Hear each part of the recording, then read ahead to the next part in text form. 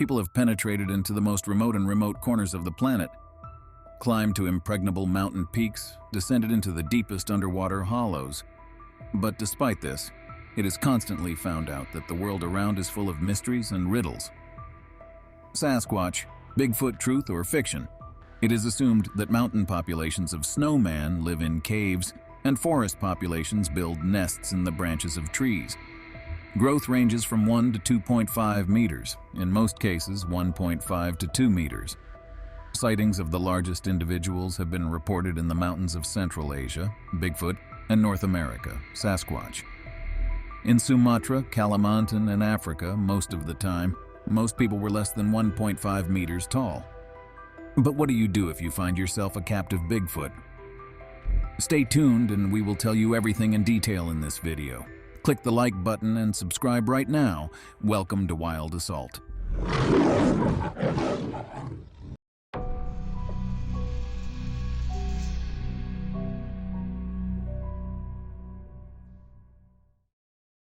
Then, in the late 1950s, a young geologist surveyed an almost uninhabited region in the Tajin Basin. The scale is the same, quite decent, kilometers 300 by 400, and it lies separated from the rest of the world by the ridges of the Sayan Mountains to the north, south, and east. The basin is high and the climate is such that the Russians never settled it. Even in July and August, frosts are possible. Covered with luxuriant vegetation and spruce forests, the plain is a land of unafraid animals, sloping to the west, and its rivers flow there, overlooking the main plains of low-steppe Tuva. In the ridges framing the Toja Basin from the east, the Toja begins the Bahem and Kakem rivers, the confluence of which gives the Yensei.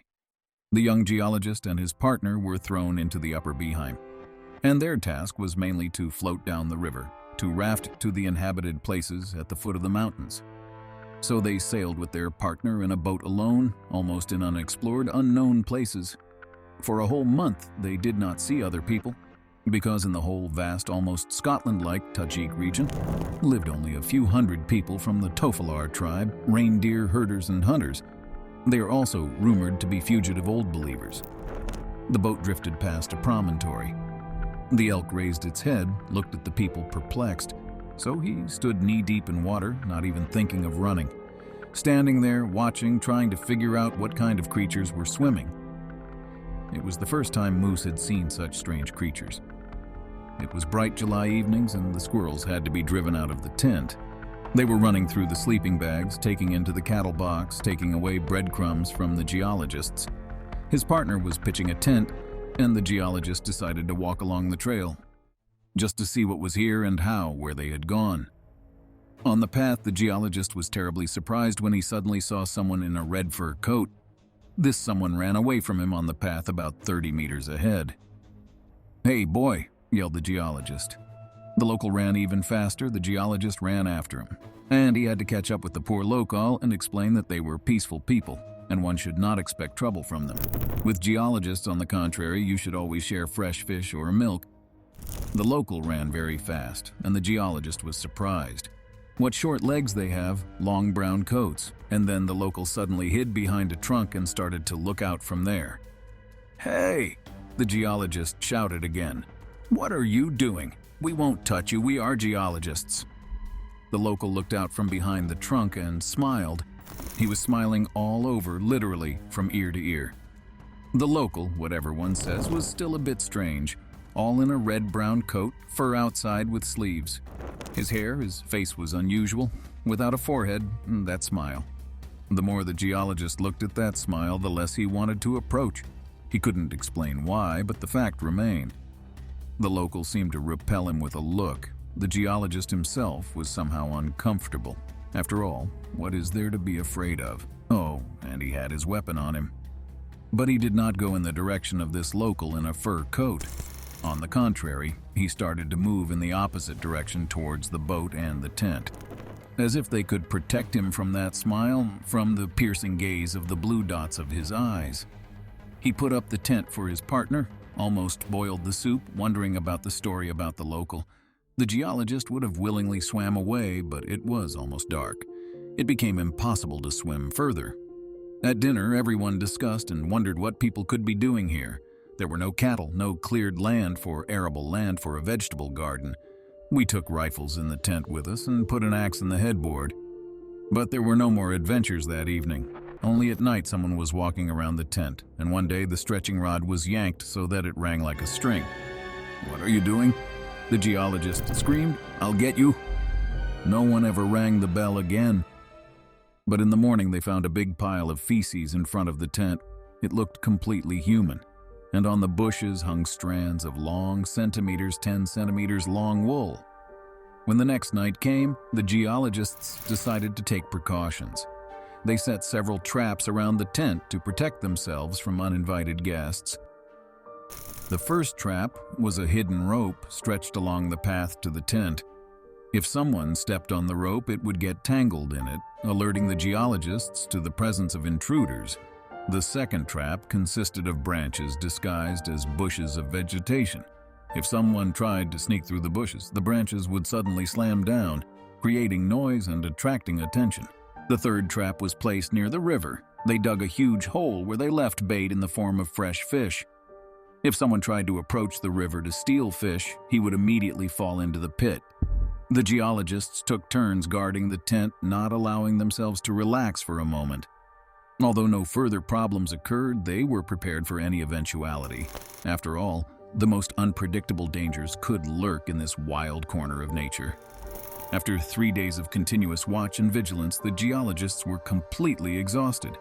They couldn't even imagine how bored they were with the empty nights in the wilderness, waiting for something unknown. Every sound, every rustling of leaves made them tense up and look in all directions. Finally, tired and overworked from lack of sleep, geologists decided to relax and sleep a little. They arranged another night watch, not to let their guard down completely, but fatigue took its toll, and in a few minutes both fell asleep deep in slumber. However, upon waking up in the morning, the geologists discovered that one of their backpacks, which contained all their food, had disappeared without a trace.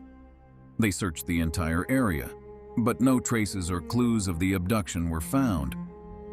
All the traps were in place. None of them had worked. The geologists were in a complete stupor. Who could break into their camp and steal a backpack, bypassing all their prior security measures? They felt that there was something incomprehensible here, something supernatural. As the morning wore on, they began to actively discuss what they should do next. They decided to go on a reconnaissance trip to find out what was going on around their camp. Taking their equipment with them, they set out on the trail and began to cautiously make their way deep into the forest.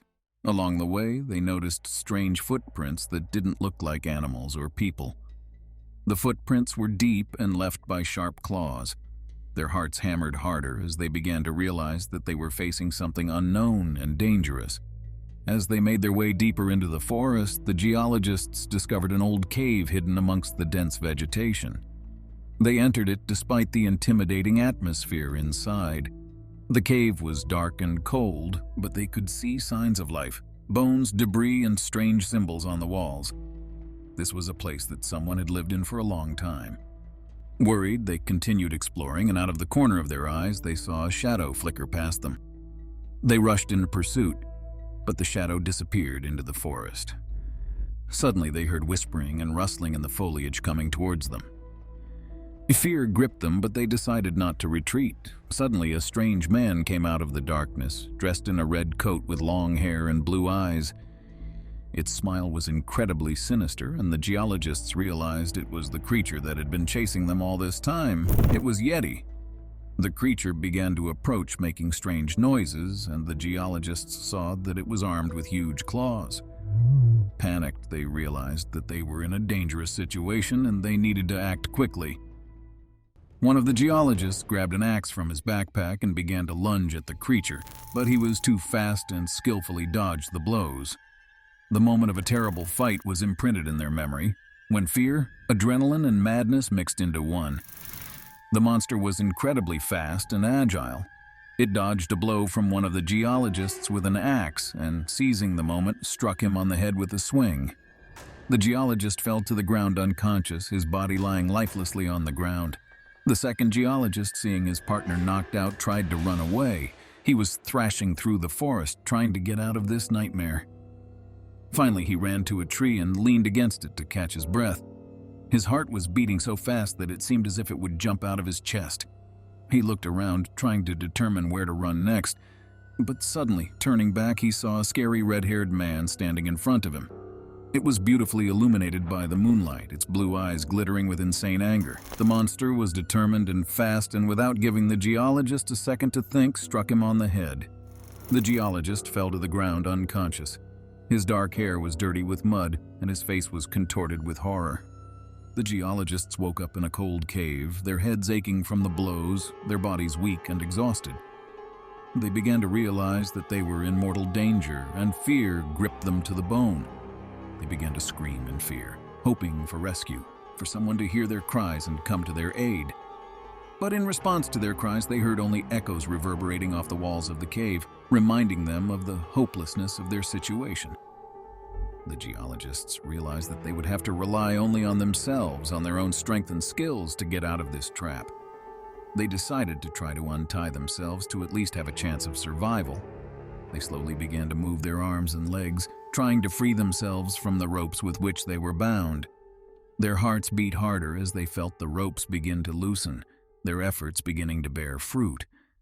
But suddenly they heard footsteps outside the cave wall. The monster that had attacked them earlier had returned to finish its work. The geologists experienced terror, but they could not allow themselves to panic. They decided to pretend as if they were asleep, hoping that the creature would not harm them if they were not a threat. With intense exertion, they closed their eyes, trying to breathe slowly and evenly.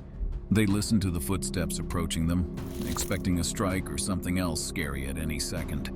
Their hearts were beating so hard it felt like they were thumping loudly against their chests.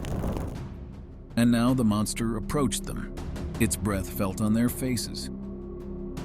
The geologists shrank back in terror but continued to pretend to be asleep without opening their eyes. The monster stood over them, sizing up its prey. Their hearts practically stopped with fear. But suddenly the monster moved away from them and disappeared in the darkness of the cave. The geologists continued to untie themselves, thinking that the monster was gone and would not return.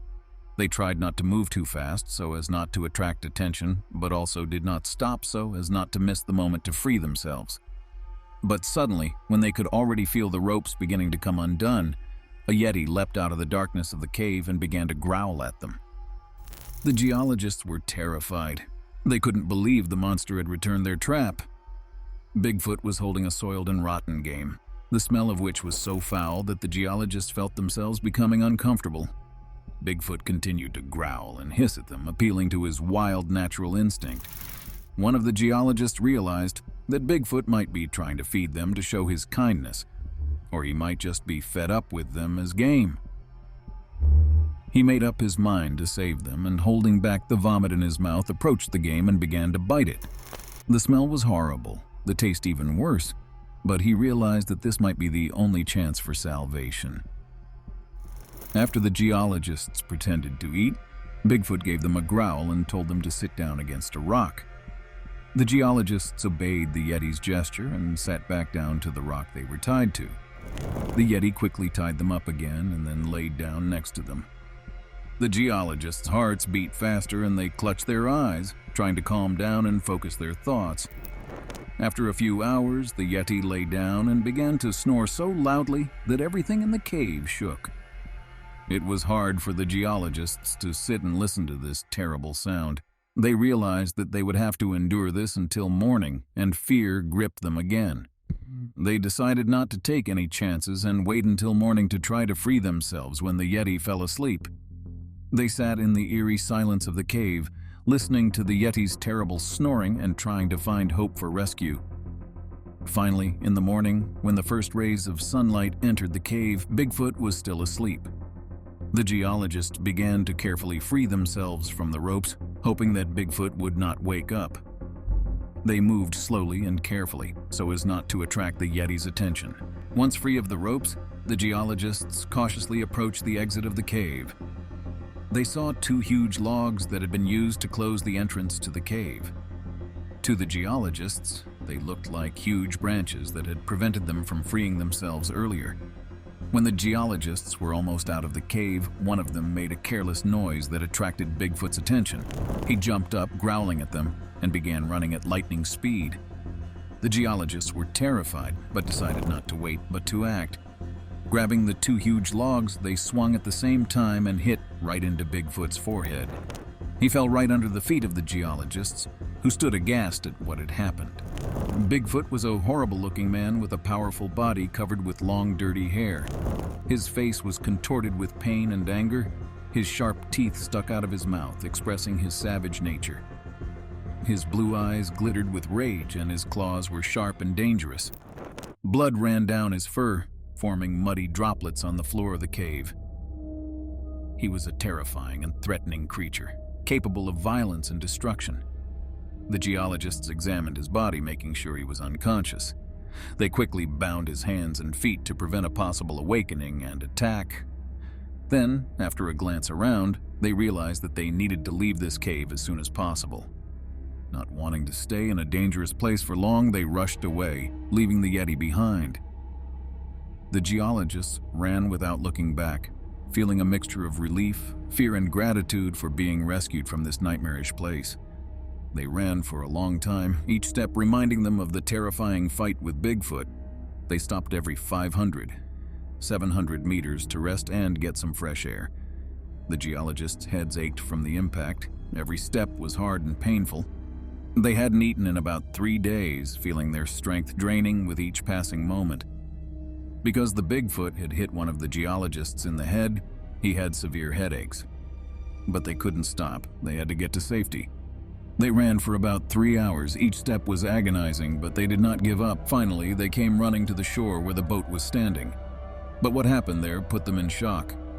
One of the geologists forgot about the trap they had set and fell into the hole. The height was not much, but his foot twisted and he fell to the bottom of the hole, screaming in pain. His partner was in a panic, not knowing what to do, but managed to find a rope tied to the boat. After 10 minutes, he managed to pull his friend out of the pit, but his injured leg was in terrible pain. They got into a boat and began a new challenge of trying to escape to safer waters.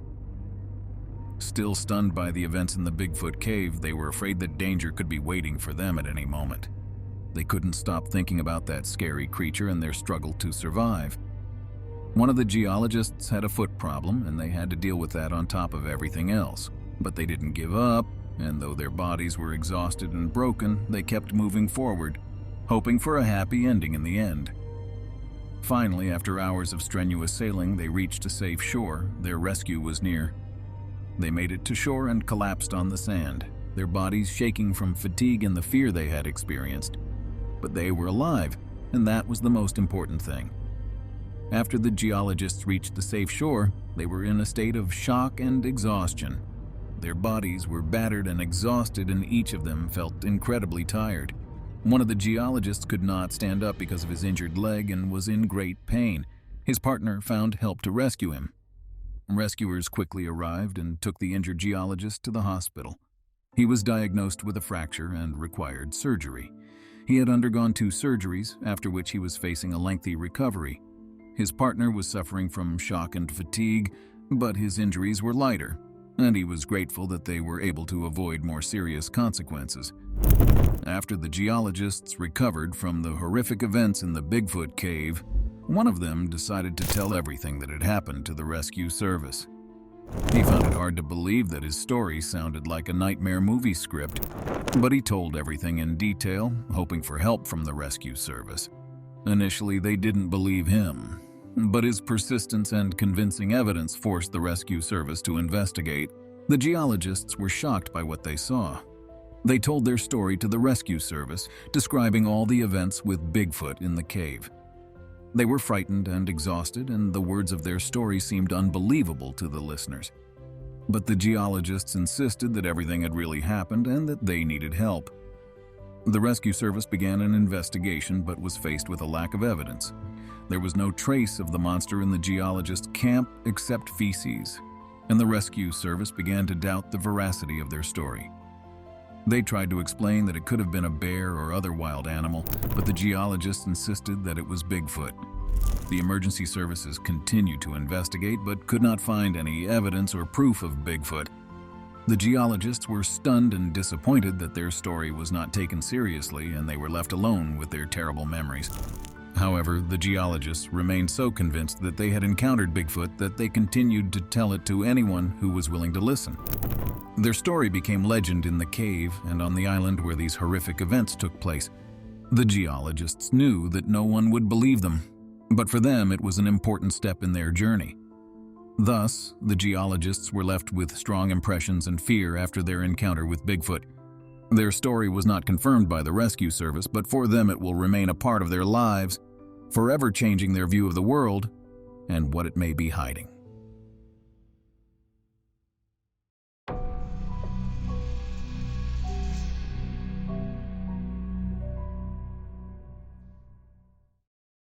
Bigfoot.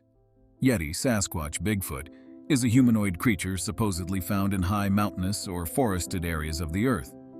There is an opinion that it is a relict hominid, that is, a mammal belonging to the primate genus and the genus man, preserved to this day from the time of human ancestors.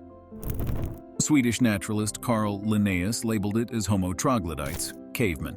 According to hypotheses, Bigfoot are distinguished from humans by a denser build, pointed skull shape, longer arms, short neck, and massive lower jaw, relatively short hips.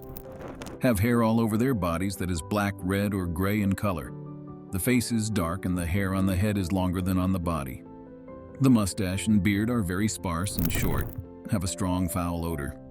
They move on their feet and climb trees well. There are many legends and testimonies of encounters with Bigfoot, but the scientific community does not recognize its existence due to the lack of sufficient evidence. Some researchers believe that such phenomena may be related to myths and legends, and that some areas may be home to rare species of animals that people confuse with Bigfoot. Nevertheless, many people around the world are convinced that Bigfoot exists and continue to search for his traces in remote and impenetrable places. In any case, the mystery of Bigfoot remains one of the most interesting and mysterious in the world of cryptozoology. In 1855, a powerful tribe of Choctaw Indians ruled the territory of modern Oklahoma and Arkansas. That year, they encountered an invisible evil. Someone would regularly come from the desert and steal vegetables and even livestock. If the bandit had not immediately moved on to kidnappings, the incident might not have attracted so much attention. These events have already sparked a strong reaction throughout the tribe. A search party was formed which included the largest and strongest warriors known as Light Riders. The largest of these was the giant Hamas Tabi and his 6 sons, who were over 7 feet tall.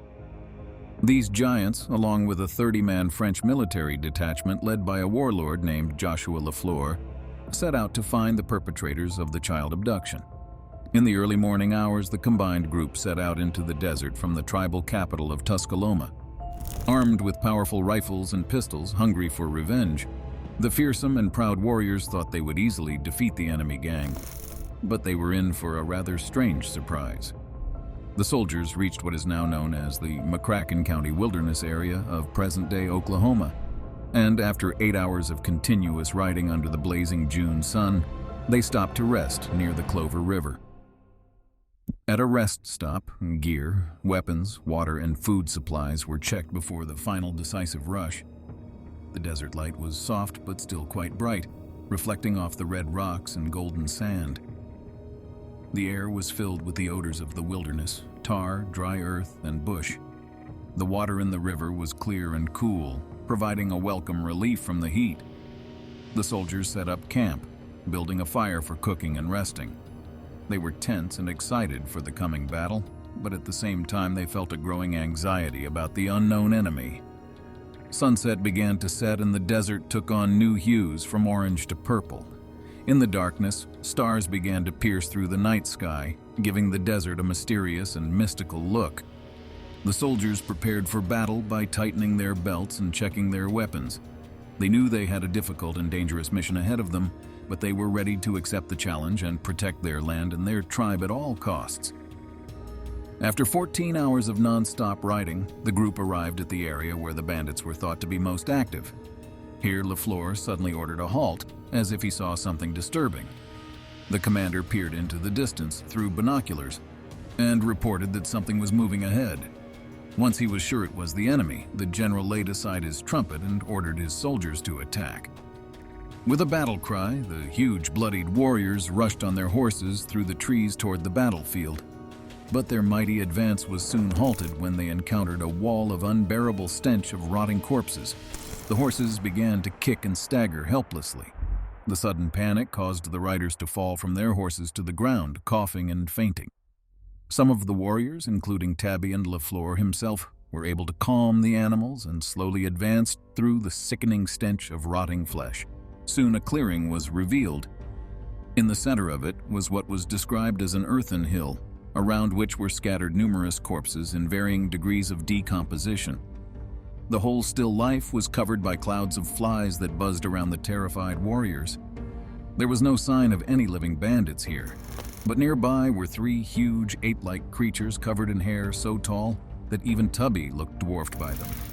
These brutes stood calmly staring in their direction, completely unafraid of the formidable warriors. LaFleur attacked the strange beasts without hesitation, pistol and saber in hand, yelling in a voice that was not his own. One of the creatures sprang forward and waved a huge hand. The general's horse received a powerful blow to the head and was instantly killed. LaFleur fell to the ground but quickly got to his feet. Holding his pistol in his hand, he managed to shoot the wild man, but it had almost no effect on him. The creature, resembling a wild man or ape, was tall and massive, covered in thick woolly hair. Its skin was a dark color, mottled with scars and welts. The creature's eyes were red, as if they were saturated with rage and anger. With every shot from the gun, the creature did not even move, as if it felt no pain. Its body was covered in a thick layer of muscle that protected it perfectly from bullets. It kept moving forward as if nothing could stop it. LaFleur, amazed and frightened by this behavior, realized that this creature was no ordinary human. It was something more frightening and dangerous. It realized that they were in for a tough battle and did not hesitate to engage this inhuman opponent. Even after several gunshot wounds, the beast was barely bleeding. It seemed not even feeling it. It lunged forward, grabbed the man's head, and ripped it off. All this happened so quickly that the other soldiers didn't have time to react to it, being in a daze and not believing their eyes. Seeing the headless body falling to the ground and the vicious ape creature looming over the general's corpse, it was as if they woke up and fired at the monsters with their rifles. All the soldiers were in a state of shock and horror, but that didn't stop them from acting. They took precise aim and began firing at the creatures, which let out loud cries of pain with each bullet hit.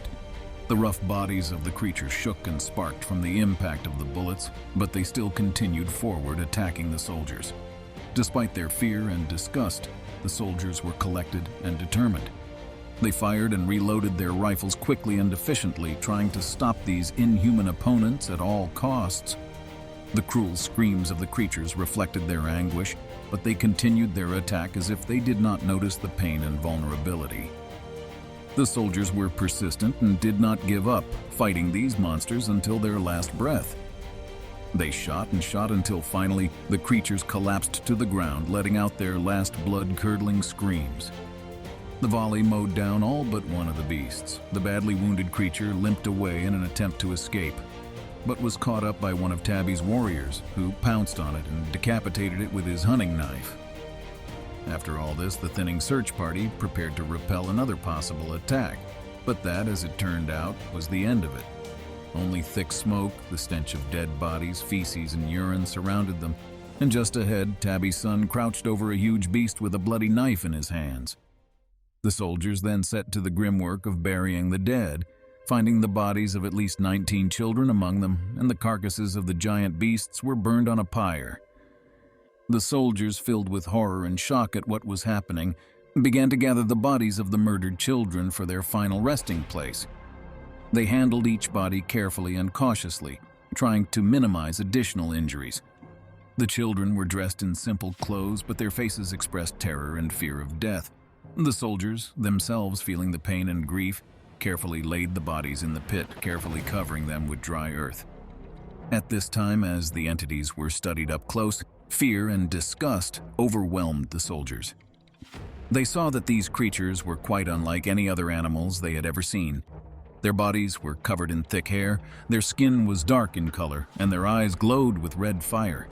Their gigantic size and gruesome appearance caused terror and awe among the tribe's protectors.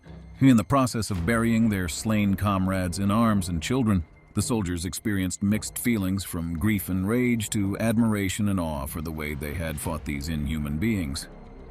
The burial process was slow and arduous for all involved, but the soldiers, despite all the trials and fear, handled the task with dignity, showing courage and determination to fight evil.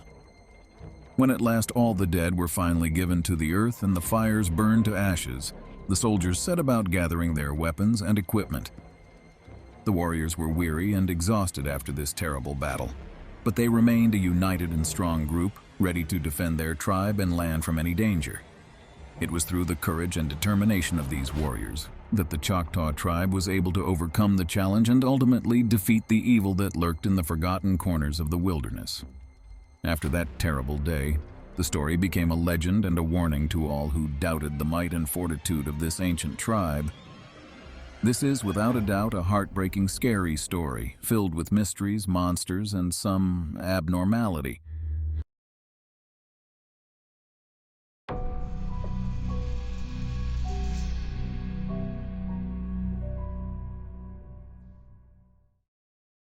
Early 1960s. This expedition rafted in rubber boats. The expedition did not go all the way down the Ottawa River, but first down its tributary. This was a biological expedition to collect as many collections as possible. Skins, species counts. Scientists sailed down the river and somewhere in late June found themselves very close to those places where a few years ago visited a geologist, a future doctor, a geologist of mineralogical sciences. There are islands in this part of the river, and the scientists tried to explore them. There could be wildlife there that you wouldn't find on the shore. And they tried to spend the night on the islands because bears and moose behaved not that aggressive, but just curious, and could come closer to people than necessary. And the moose could get upset that people were walking near them, and the old moose might want to chase them away or kill them. As if the beasts had not done anything bad to them yet, but without them, it was somehow calmer. And the biologists logically reasoned that they would be safer on the islands. This island was a long, reclaimed island. The scientists decided to go around them first, each on their own shore. They found a narrow road. A path was laid out by a tall bipedal man. The path led to a structure that most resembled a huge, carelessly made hut, a tent of branches as thick as an arm or even a thigh. The branches were not cut, but apparently broken or unscrewed. There was no one in the hut. Only red and brown hair protruded from the branches and lay on the trampled floor. While the biologist was looking at the hut, trying to figure out what it was, a strange noise was heard in the distance. "Mark, you! What have you got there?" shouted the alarmed biologist. "It wasn't mine at all." His partner's voice came from somewhere else. "You're the one making the noise. Are you treading through the bushes there?" And the friends somehow rushed to see each other, to meet each other. The biologists were relieved to see each other. But suddenly they thought they heard a distant rustling in the bushes. It was a different sound from the one they made as they walked, and their hearts clenched with fear. The biologists exchanged glances and silently decided to return to the island. They hurried back to their camp, all night pondering over this strange incident. Each of them thought of possible explanations and variants of what might have happened. In the morning, when the sun came out, the biologists gathered and decided to go to the place where they had found the hut and heard the strange sounds. They surveyed the area around the hut, but found nothing suspicious. They decided to arrive there at night with weapons and wait out the creature. During the day, the biologists prepared everything they needed for night observation. They gathered weapons, flashlights, warm clothes, and provisions. Under the cover of darkness, they traveled to the place where they found the hut. Under the cover of night, the biologists hid in the bushes and waited to see what would happen. Suddenly, before their eyes, something strange appeared out of the bushes. It was a creature that looked like a huge bear, but its fur glistened like gold under the rays of the moon. The biologists gasped in surprise and fear. They watched the creature, which suddenly detected their presence. Something stretched out its mighty paws and began to approach the biologists. But at that moment, one of the biologists fired a shot into the air, startling the creature. It turned sharply and disappeared into the forest, vanishing from sight. The biologists were stunned by what had happened. The creature kept running around the trees like lightning, its growls echoing everywhere. The biologists stood with their backs to each other, aiming at it, but it was too fast and avoided the shots. Suddenly, the creature jumped out and struck one of the biologists. The one fell to the ground, screaming in pain and asking for help. Another biologist became confused and started shooting around, but never hit the creature. Silence fell in the forest. Only the wounded biologist sniffled in pain, and the other biologist began reloading his gun in a hurry. They both realized the creature was dangerous and unpredictable.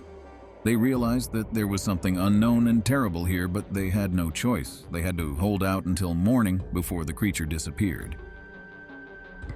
To all of this, they got into an aggressive conversation. Mark continued to yell at John, rebuking him for being irresponsible and taking unnecessary risks. "Why did you decide to come back here and wait for this monster? We could just leave and save ourselves," shouted Mark, trying to interrupt the noise of the creature's growling. "We need to find out what this creature is, what it looks like, what kind of behavior it has. We're scientific researchers. We can't just run away without learning anything new," John replied, aiming his flashlight at the bushes where the creature used to be. The tension between them was building, but at that moment the creature jumped out of the bushes again and headed toward them. John shot at it, and the creature squealed and retreated.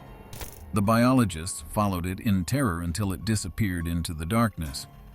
"We have to get out of here. This creature is dangerous," John said, helping Mark up. "Maybe, but we have a chance to study it, to find out its nature." "We need to continue our research despite the risks," John replied as he put more bullets in the gun. The biologists saw the creature as a huge bear with shiny golden fur under the rays of the moon. It was powerful and tall, with sharp fangs and claws. Its eyes were shiny and sparkling, reflecting the light of the flashlight. The creature moved light and fast like lightning, its growls loud and intimidating. The biologists felt horror and fear of this unusual creature. They realized it was dangerous and unpredictable, yet fast and agile, avoiding shots and attacking them again and again. Despite the risk, biologists were intrigued to investigate the creature, to try to learn its nature and behavior.